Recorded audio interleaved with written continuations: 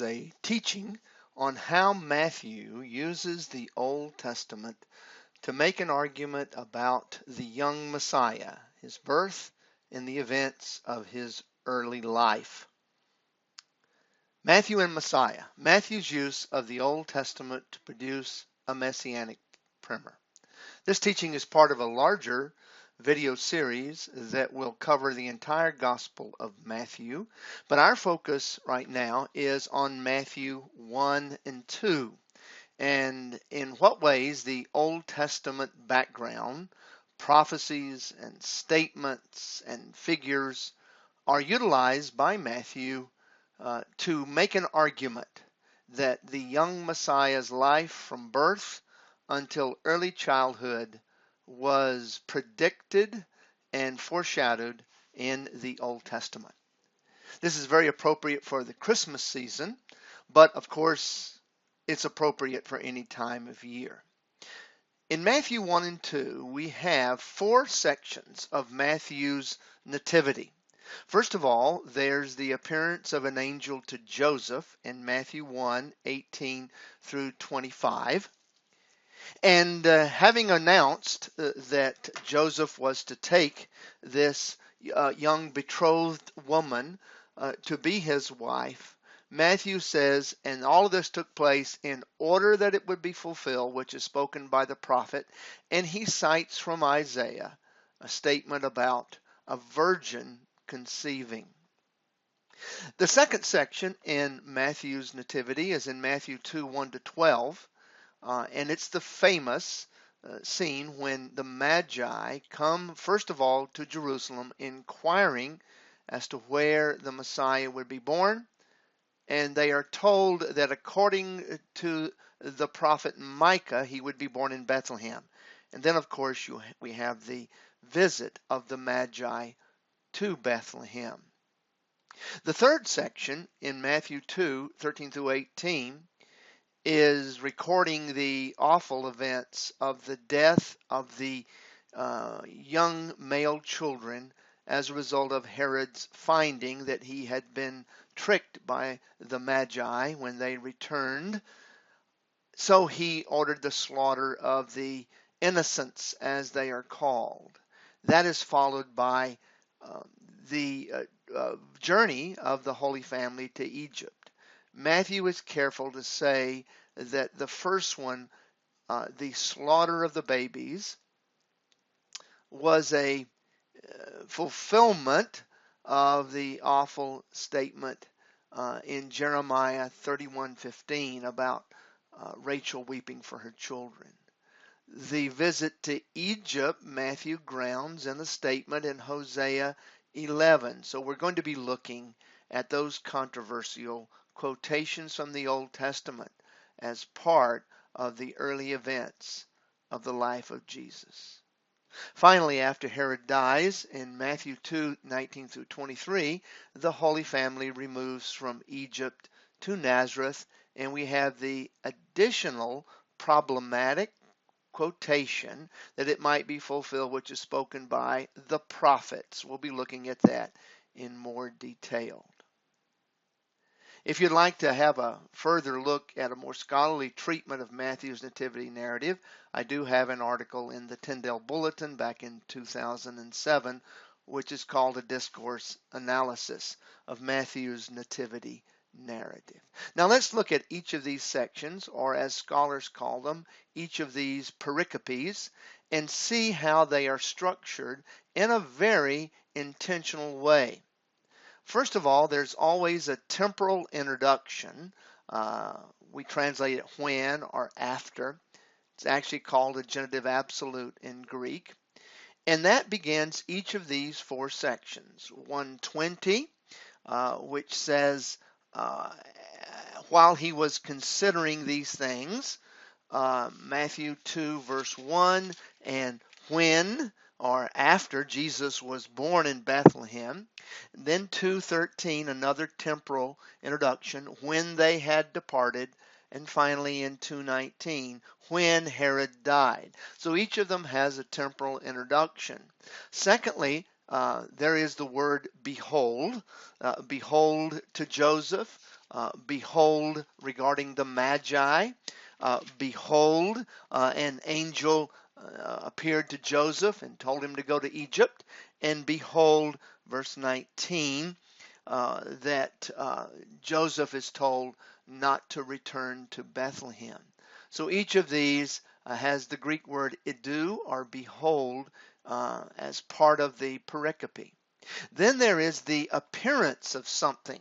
In three of the sections, that appearance is described clearly as an angel, 120, 213, and 219. An angel is not mentioned in 2, 1 to 12, but the appearing of a star is mentioned twice. And I have a question mark after that, because I would like us to consider what that star actually was. So the Greek word phino appears uh, 4 times in these 4 pericopes. Then there is a command, and that command, first of all, is to Joseph to take a wife in 120. In 2:8, the the Magi are commanded.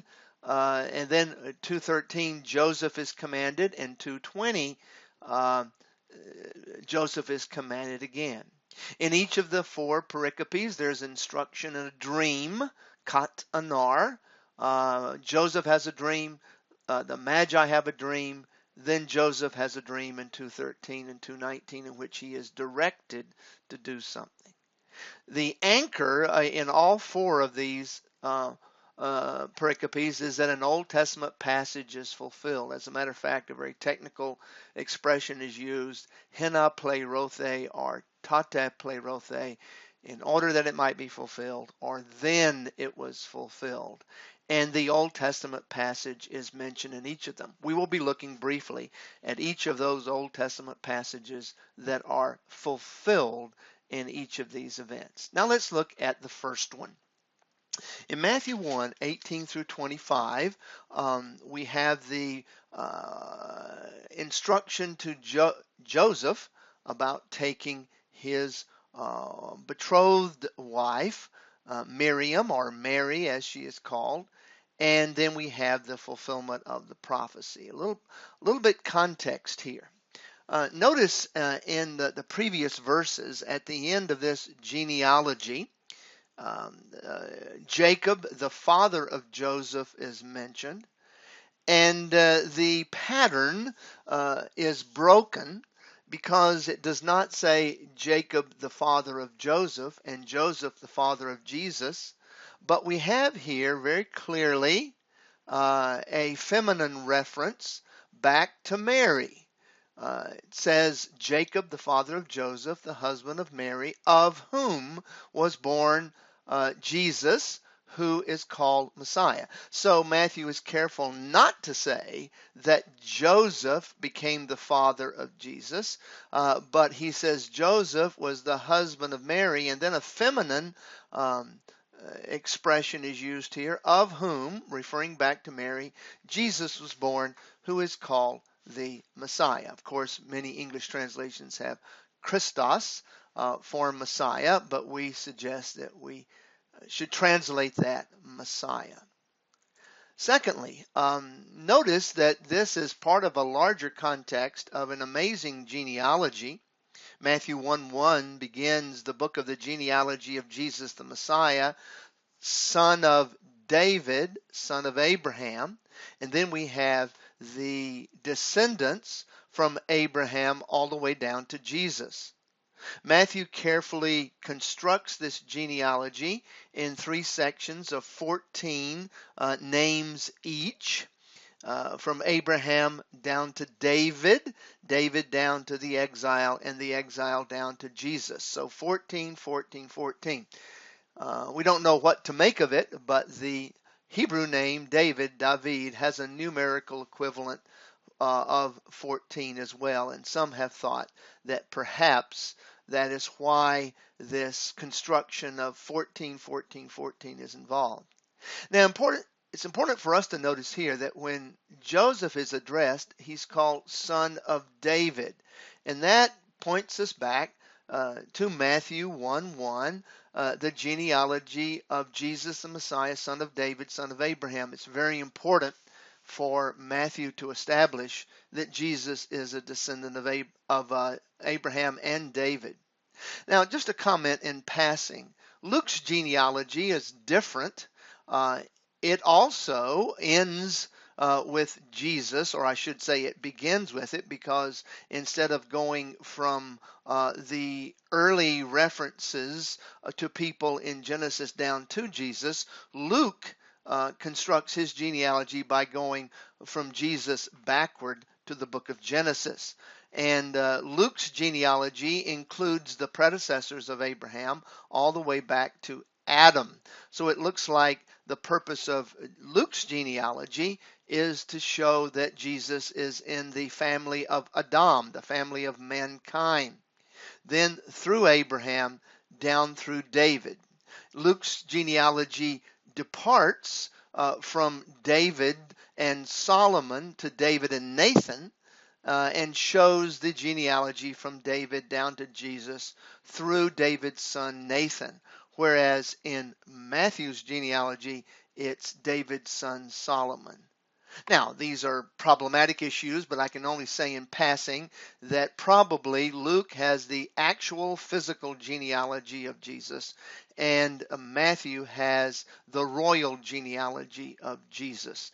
So that Mary is his physical mother and is physically related to David through Nathan, whereas Joseph is his legal father, and his legal genealogy goes back to David through Solomon.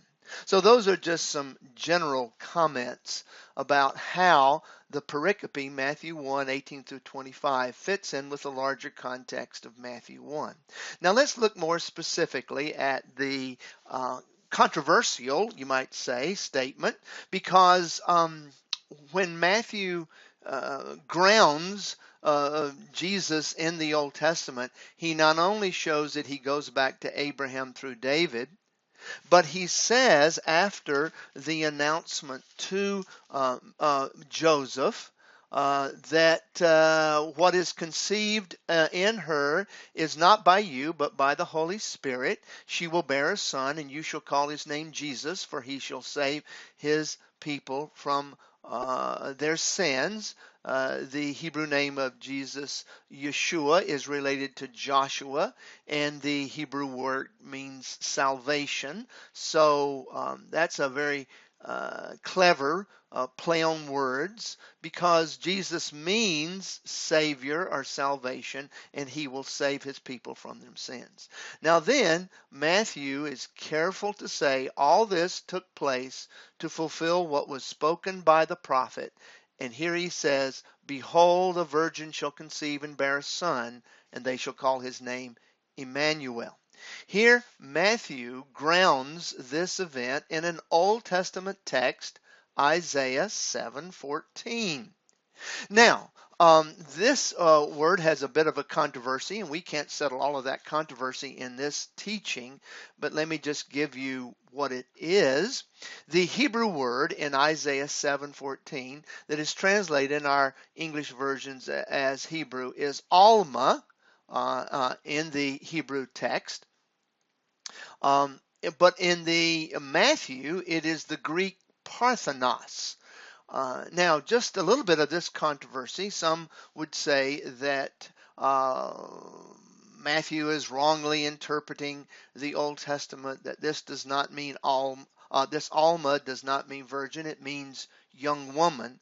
But I would suggest to you that if you trace all the other references to Alma, and there's only about 8 other references to Alma in the Hebrew Old Testament, you will find that it can never be shown that an Alma is a married woman. As a matter of fact, most of the times it's very clear that it's an unmarried woman, and it's applied to Rebekah in Genesis 24, and it says very clearly that she had never known a man.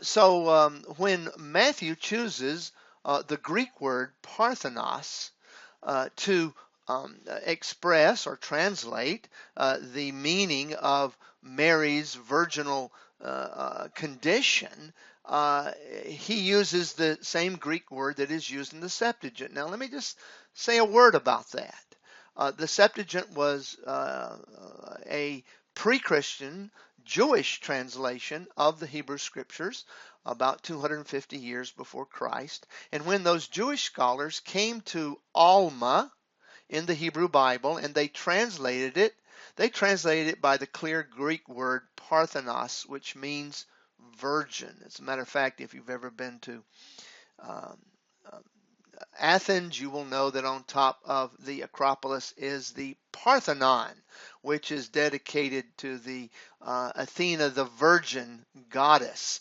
So it means virgin, and that's what the Septuagint said, and that's what Matthew said, and that's the condition of Mary. Now, there's other controversial issues related to that, but it could very well mean that the miraculous nature of this child, who is called Emmanuel in Isaiah 7:14, God with us, demands a miraculous birth.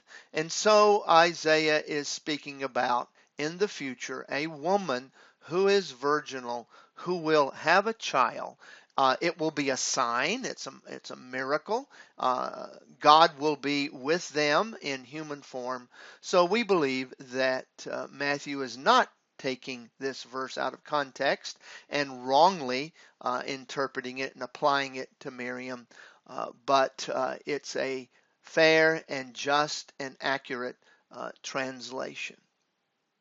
It is very clear that when Joseph received this, he woke from his sleep and did as the angel of the Lord commanded him. He took his wife, but it's clear he knew her not until she had given birth to a son, and he called his name Jesus in obedience to the angel's instruction. The implications for this of Mary's perpetual virginity is this. The statement is, he did not know her until she had given birth. And so I think that we can rest assured that they did have a normal sexual marital relationship after Jesus was born. Now that's the first pericope of our four. Let's move on to Matthew 2, 1 to 12, where we have Micah and the Magi. Now, this is a very familiar passage at Christmas time because it mentions the visit of the Magi, sometimes translated as wise men, who come from the east to Jerusalem, and they say, "Where is he who is born King of the Jews?" We want to explore a little bit about why they were expecting this one. They say, "We've seen his star in the east." Was there something else that was informing their understanding? Now, they were not aware of Micah 5:2. They asked this question, and of course, Herod says, "I don't know my Bible." I'm paraphrasing. He asks the chief priests and scribes where the Messiah would be born, and that was common knowledge that Micah 5:2. "But you, Bethlehem Ephratah, though you be little among the thousands of Judah, yet out of you shall come forth the one who is to be ruler in Israel, whose goings forth have been from of old, from everlasting." This was taken by ancient Jewish scribes to describe that the Messiah would be born in Bethlehem. Bethlehem Ephratah. Bethlehem means house of bread. How appropriate that out of the house of bread would come the one who would eventually be the bread of life. Ephratah is mentioned as the region. Ephratah is related to a Hebrew word which means fruitful. So the region around Bethlehem was called Ephratah. I like to say to my students that when the Lord gave the address where the Messiah would be born, he gave the zip code as well.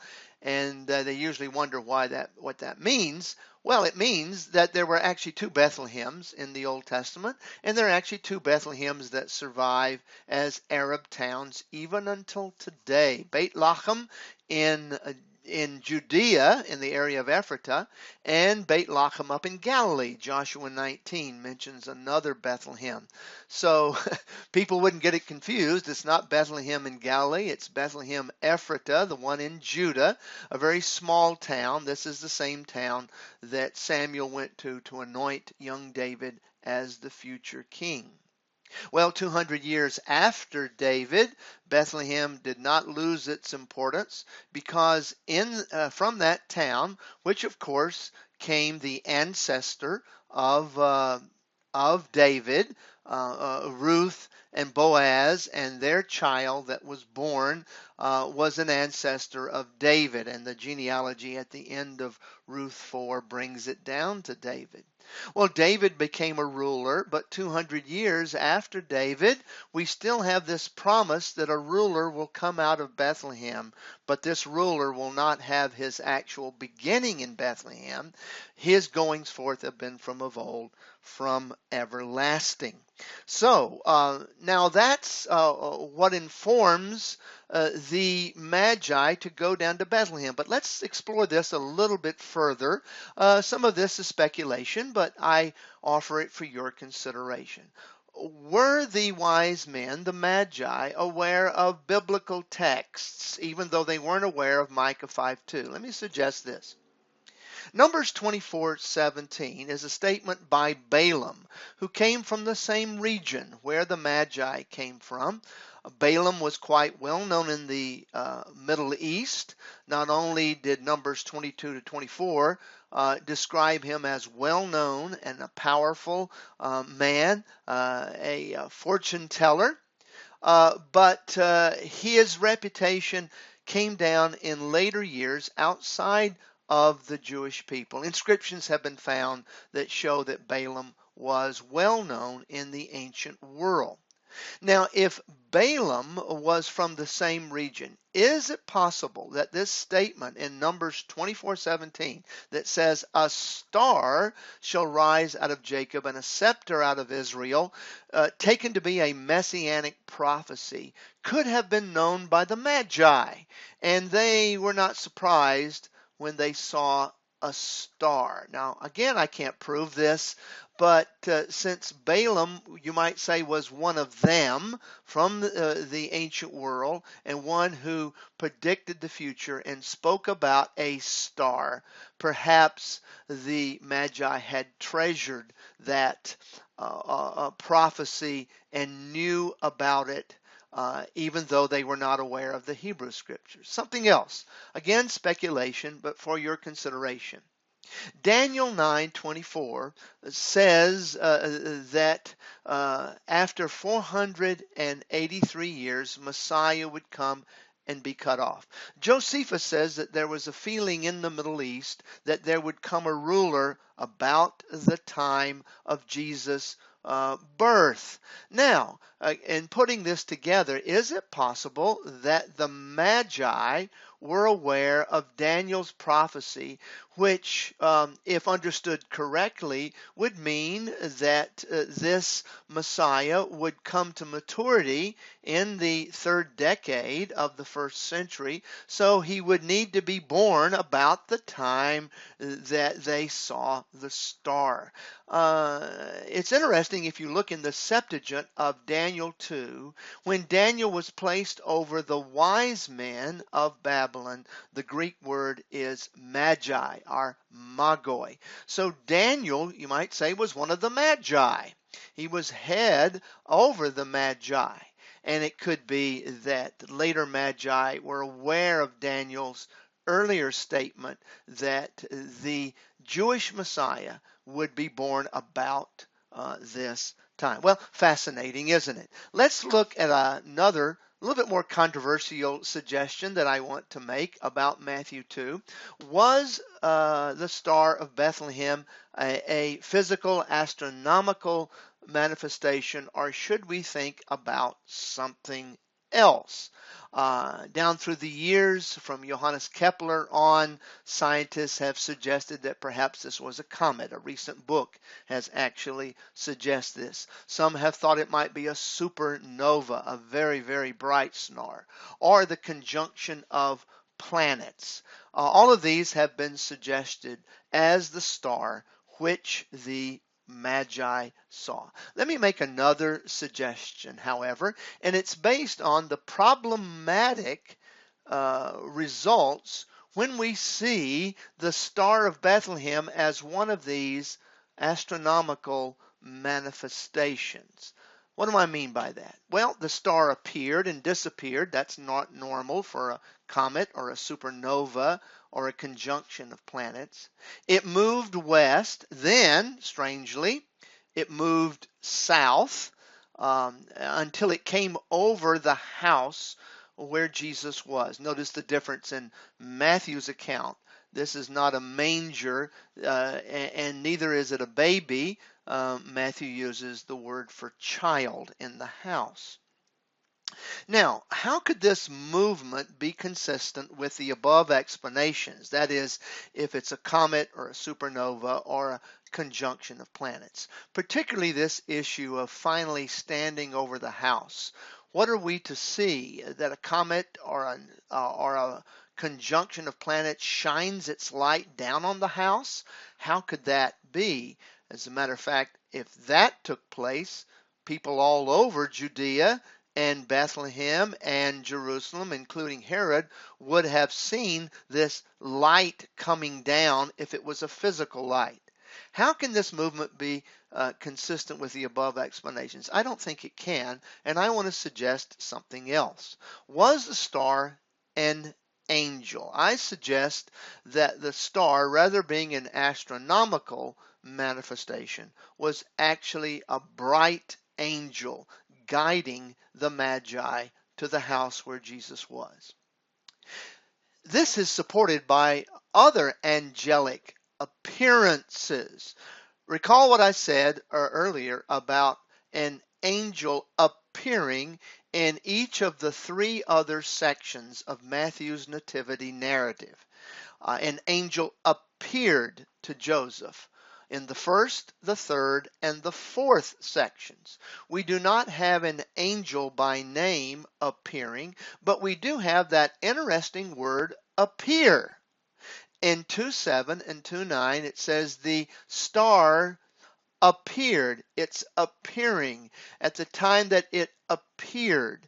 And that is the same word that is used of angels appearing in the other three sections. And so I would argue that this is an appearance of an angel here. Now, someone might say, well, why didn't Matthew just go ahead and say that it was an angel appearing? Well, I suggest that Joseph was Jewish, and of course the shepherds in Luke were Jewish. Angels appeared to them. So a special exception is made for the Magi who were who were Gentile, and it is an angel appearing to them under the guise of a star. And I think their Gentile origin is an explanation for why Matthew just didn't say angel. But let's look further at this. Stars are often symbolic of angels elsewhere in Scripture. Job 38:7 speaks about the angels, the morning stars, rejoicing together at creation. The pre-fall condition of an individual, an angelic being, that is called in the King James Version Lucifer, is called Lucifer, star of the morning. And then, of course, in the book of Revelation, stars are often symbolic of angels. So I think that we have evidence outside Matthew that a star could be symbolic of an angel. Now, I didn't just dream this up. Other scholars have held this. As a matter of fact, it was widely held in the early church. Chrysostom, Theophylact, Thomas Aquinas, a couple of extra-biblical New Testament accounts mention this, the gospel of the Savior and the history of the Virgin Mary. And even though none of those, of course, are inspired or inerrant, it is interesting that this was a view from the time of the early church right into the Middle Ages when Thomas Aquinas argued for this. Now, one more argument, and that is if the star is an angel in Matthew 2, it fits very well with the angels in Luke's account. Remember, it was an angel that appeared to the shepherds, joined by an angelic choir. If angels announced to shepherds the birth of the Messiah in Bethlehem, how appropriate that an angel could announce and guide the Magi. The New Testament scholar Dale Allison argues for this in his book Studies of Matthew, the Magi's Angel, and shows that this is the historical view up until the Middle Ages. Particularly with the advent of science, people began to seek a physical description of the star. But that was not the major view for the first 1500 years of the church's history. Okay, let's just go back and say, well, has anybody else seen this? Now, of course, a painting does not prove an exegesis, but here an artist in the 17th century actually depicted the Magi being led by an angel, a bright angel, to the child Jesus.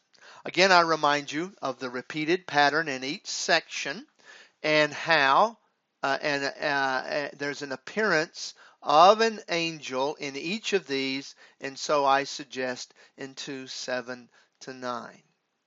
Well, now we've seen the first two sections, the appearance to Joseph with the prophecy anchored in Isaiah 7:14. Now we have the appearance to the Magi that it might be fulfilled, which was spoken in Micah 5:2. Let's move to the third and fourth sections as we move through this treatment of Matthew's account of the child Jesus. Here we come to two controversial sections, one a very sad one and one an escape story. In each of these, Matthew adds not one fulfillment but two fulfillments. We read in Matthew 2:14 and 15 that Joseph arose and took the child and his mother by night and departed to Egypt and remained there until the death of Herod. And this says this was to fulfill what the Lord had spoken by the prophet, out of Egypt I called my son. And this is a quotation from Hosea 11 verse 1. Matthew grounds this coming out of Egypt in Hosea's statement, out of Egypt have I called my son. Now there's a measure of controversy to this. Was Matthew taking this passage out of context? Because if you look at Hosea 11 verse 1, out of Egypt have I called my son, you may not get the idea that it's the Son of God, the Messiah. It looks like it's Israel coming out of Egypt. Was Matthew crazy when he said, then was fulfilled this prophecy? We need to understand something about the word fulfilled. Oftentimes we use the word fulfill in English as a prediction and an actualization. But actually the word fulfilled, as it's used in the New Testament, has more the idea, bring the Old Testament passage to its full meaning. You can see an illustration of this in James 2, when James says that the statement of Yahweh to Abraham that I will make your descendants many nations, and Abraham believed in the Lord, and it was counted to him for righteousness. That statement was actually actualized in Genesis 22 when Abraham took his son and was willing to sacrifice him. James says that statement, Abraham believed God, which is not really a prophecy, it's actually a statement, was fulfilled, brought to its complete meaning in the attempted sacrifice of Isaac. I suggest that that's what's going on here. If we look at this intertextual connection between Matthew 2:15 and Hosea 11:1, we see that the link goes all the way back to Exodus 4, where Israel is called my son. Tell Pharaoh to let my son go. So, in a real sense, Israel is God's son. And so, what Matthew sees is the experience of Israel going down into Egypt and coming out of Egypt as, you might say, a type or a pattern that he is portraying in Matthew 1 and 2, that just as Israel went down into Egypt and came out of Egypt at God's command, so the Messiah, God's Son, will go down into Egypt and come out at his command. A little bit more about that in a minute as we see the next passage. When Herod hears about the events, he orders the slaughter of the babies, and Matthew is bold to say, then was fulfilled what was spoken by the prophet Jeremiah. A voice was heard in Ramah, weeping and loud lamentation, Rachel weeping for her children. She refused to be comforted because they are no more. Again, Jeremiah 31:15 is not a prediction. It's a statement about an awful event that when the young Jewish men were going into exile, Rachel stood and wept for her children as they were going into exile. How appropriate then that Matthew would see in this an analogy with what was going on with Rachel's daughters, the mothers of Bethlehem, weeping for their children. I'm fascinated that Jeremiah 31 is the context of this statement. Oftentimes we are told that New Testament writers will take Old Testament passages out of context. I think not. Jeremiah 31 has to do with the new covenant. As a matter of fact, Jeremiah 31 is entirely positive except for this one statement in Jeremiah 31:15 about Rachel weeping for her children. They are going into exile. How appropriate that Matthew would see, by analogy, that just as Rachel was weeping for her children in exile, but that was all part of the promise of the new covenant in Jeremiah 31 that they would return someday. Now, Matthew says, then was fulfilled. It's very interesting that in all five of these quotations, in 4 of the 5 quotations in Matthew 1 and 2, Matthew says, in order that it might be fulfilled which was spoken by the prophets. But in Matthew 2:17 and 18, Matthew does not use that in order that it might be fulfilled. He just says, then was fulfilled. Tote plerothe. Then was fulfilled what was spoken by the prophet Jeremiah. He is careful because of the horror of the event, not to say that it might be fulfilled, but just then it was fulfilled. It's a nice touch, a sensitive human touch of Matthew. But it was fulfilled. How? In Hosea 11:1, the fulfillment was the type or the pattern of Israel going down into Egypt and being called out. That was fulfilled when God's son was called out of Egypt. Rachel weeping for her children is an analogy. Just as Rachel wept in the same way for her children, so Rachel's daughters are weeping for their children. It's an amazing statement, isn't it? In and out of Egypt, Matthew 2:13 through 18, the third section of Matthew's nativity narrative. Now let's go to the fourth section. News comes for the Holy Family through a dream to come out of Egypt. And God tells them through the angel, take the child and go to the land of Israel, for those who sought the child's life are dead. He rose and took the child and his mother and went to the land of Israel. But when he heard that Archelaus, one of Herod's surviving sons who took over for him in Judea, was reigning over Judea in the place of his father Herod, he was afraid to go there, and being warned in a dream, he withdrew to Galilee. He withdrew to Galilee. 2:23 says, he went and lived in a city called Nazareth, that what was spoken by the prophets, I'm going to emphasize the plural there, the prophets, might be fulfilled. He shall be called a Nazarene. A Nazarene. Now, there is no prophecy in the Old Testament that says he will be called a Nazarene. I want to suggest that this is not one prophecy being fulfilled, but these are many prophecies being fulfilled. And that is why Matthew is careful to say that this was spoken by the prophets. Many prophecies.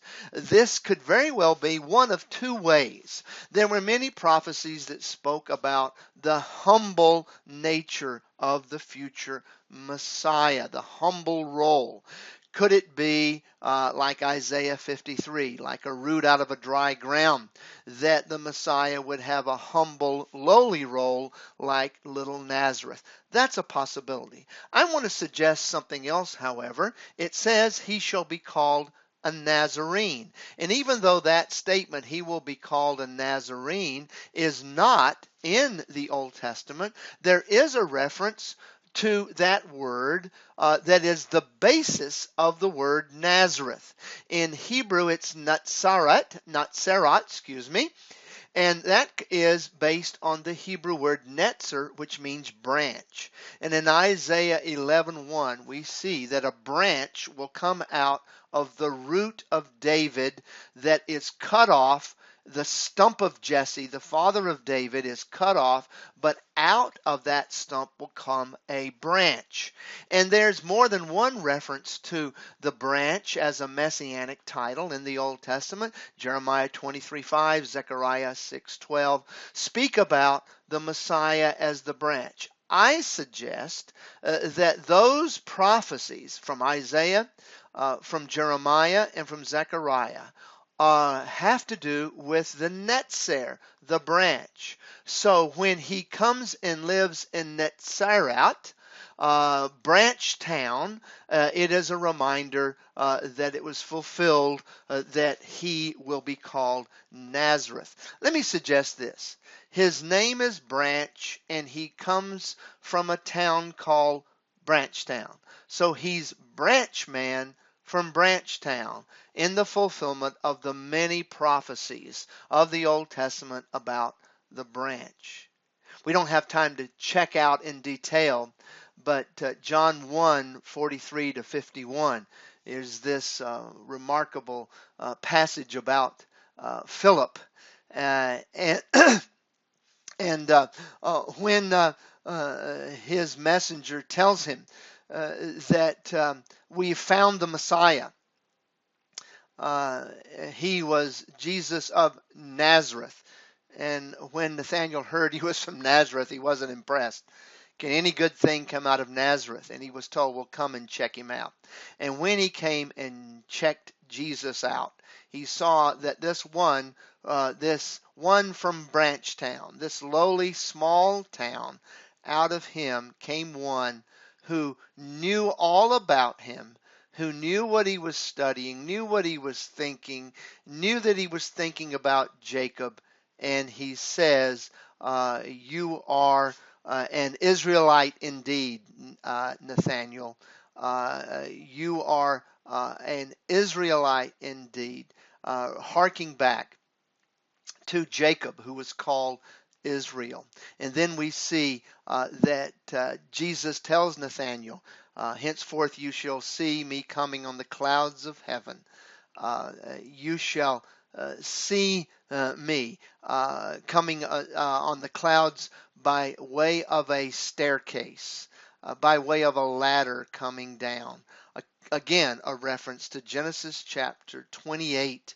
So here, not only in Matthew, but in John, we have these allusions to the Messiah coming out of a place named Branchtown, because he would be the branch. These are the four sections of Matthew's nativity narrative, each of which are grounded in Old Testament prophecy. This is not something that just happens.